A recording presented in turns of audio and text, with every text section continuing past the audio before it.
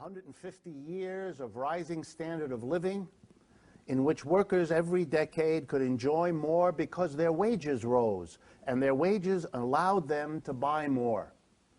And they understood work more and more as that which allowed you then to go out and buy. In the 1970s, that history of the United States stopped. Real wages stopped rising in the 1970s, and they have never resumed since. What did the American working class of people do now that their wages stopped rising? First, the American working people did more work. You know, if the wages you get per hour are fixed, don't go up anymore, one solution is more hours. Have more people in the house going out for more hours, which is what the American working class did. Between the 1970s and today, the average number of hours worked per year by an American rose by about 20%. That's a lot. We work 20% more hours on the job than we did 30 years ago. By comparison, for example, if you look at France, Germany, and Italy, over the same period of time, the average number of hours worked by those folks dropped by 20%. Americans who are fortunate enough to go to Europe on summer vacations often come back scratching their heads about the wonderful way those people have of living at a more humane pace. There's nothing mysterious about it. Americans are working their rear ends off, and the rest of the world, the industrial world, isn't.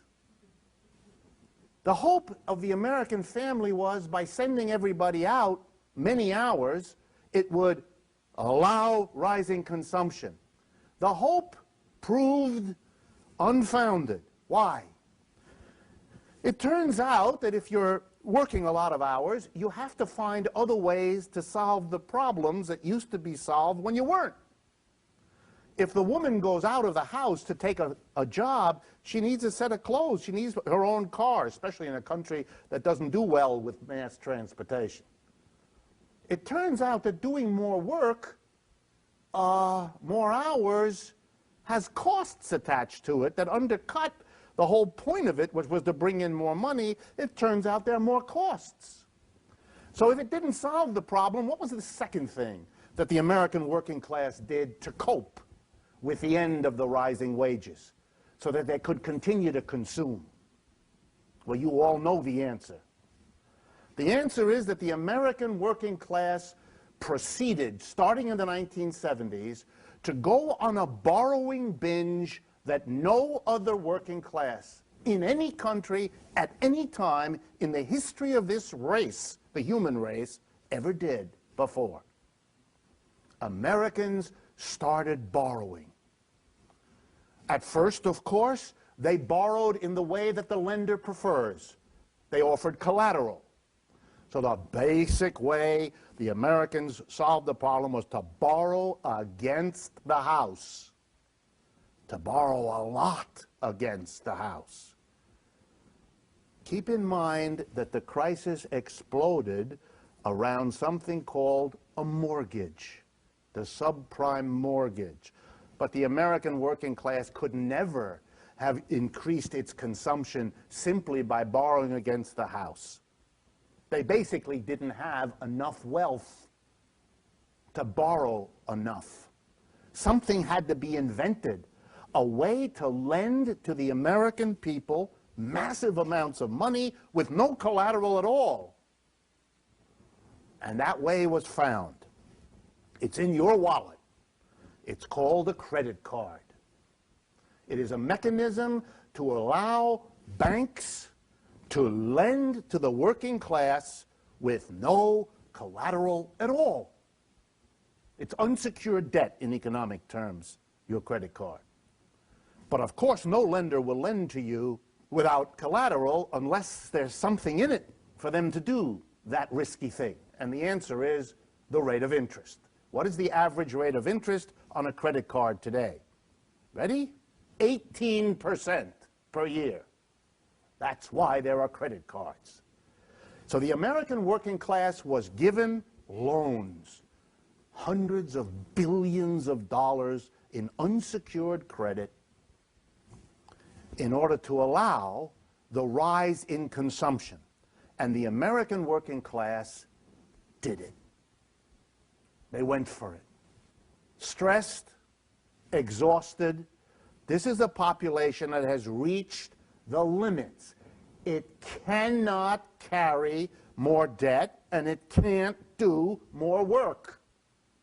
That's why this is not a temporary problem. This is not a blip along the way. We have reached the limits of the kind of capitalism this society has become. With the introduction of computers, American workers became more and more productive. We had a 30-year period of rising labor productivity.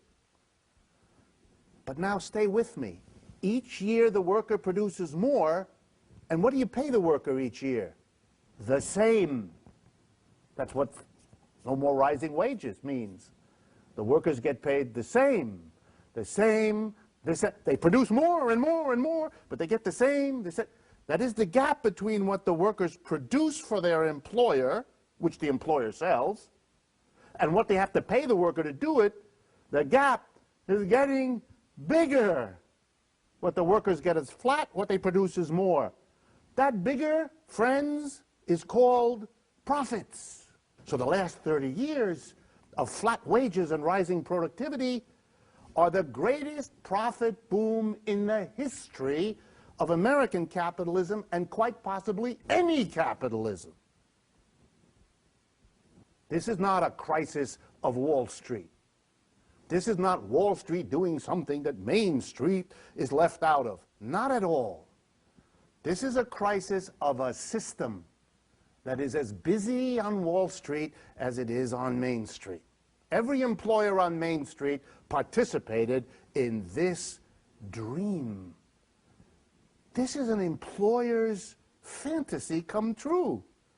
I pay my workers the same, and they work more and more for me. They produce more and more for me, and I don't have to give them more at all. This can't be real.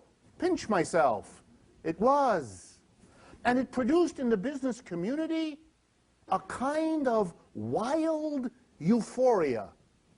Nobody could quite understand it.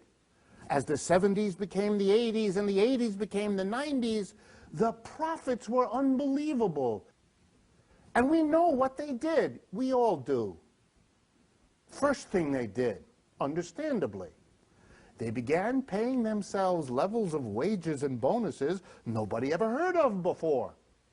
Large corporations paid their people tens, hundreds of millions of dollars in annual salaries. Where'd that money come from? I just told you. What else did they do? They began to go through an orgy of something that's called mergers and acquisitions. They bought each other. Companies had huge amounts of money and bought other companies. Are you annoyed by a competitor? Buy them. Are you troubled by a foreigner who's stealing your market? Buy them. And you had the money to do it. What else did they do? Interesting. They put their money in a bank. And the bank suddenly discovered wild amounts of money coming in from corporations. Deposited in the banks. What you do with your profits while you're figuring out what else to do with them. You put them in the bank. And the banks became repositories of enormous amounts of money. And then the corporations and the banks, about the same time, discovered a remarkable thing that they could do with these profits. And if I can get this across, I think you will see and be able to hold in your mind the touchstone of the new American economy, which is now collapsing. Banks and large companies discovered a very profitable way to use their new huge profits. They would lend them to the employees. That is, the way that the employees could raise their consumption when their wages didn't go up anymore was to borrow the money that their frozen wages made possible to their employers. To understand the American economy in the last 30 years then amounts to this. Employers no longer raise the wages of their workers. Instead, they lent them the money. That's why it's an employer's fantasy come true. Instead of raising my worker's wages, I lend him the money, which he has to pay me back with interest. Isn't that better than paying them wages? This is nirvana, or as close as business gets to nirvana. And so the American business community became excited that the money they got from the wages they didn't have to pay could now be doubled. We not only got more output from the worker without paying him, but we could lend him at high interest on top of it. And we had a working class desperate to borrow. Perfect. We've got the money to lend. They're desperate to borrow. A marriage made in heaven. And so it was. So the American business community, directly or through the banks, got into the business of lending. You all know that corporation, or some of you can remember it, General Motors, famous for producing automobiles. Over the last 30 years, General Motors became a very different entity.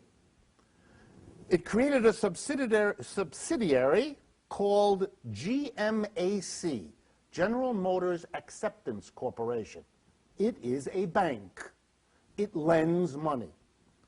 It began by lending money to people to buy cars because their wages couldn't pay for them. Then it discovered you could make more money off the interest of the loan than you could make profit from the car. And so General Motors became a bank, became much more interested in being a bank than in being a car, something we now notice the results of. They don't make cars very well, but they're a great bank. Their only mistake was, about 10 years ago, they branched out. They were making so much money, and instead of just lending to people to buy cars, they became a general lender and went into the mortgage business. Wrong decision, wrong time. But General Motors has specialized in wrong decisions at the wrong time for 30 years. Banks got into it, lending to everybody. We all became used to the following phenomena. I don't know about you, but I must get 2 to 3 solicitations for credit cards a week in the mail, none of which I request. It's so profitable to push debt on the American people that everybody does it. It is a society out of control. It is a profit bonanza looking for more ways to make money. And the financial sector on Wall Street responded to this situation. It didn't create it.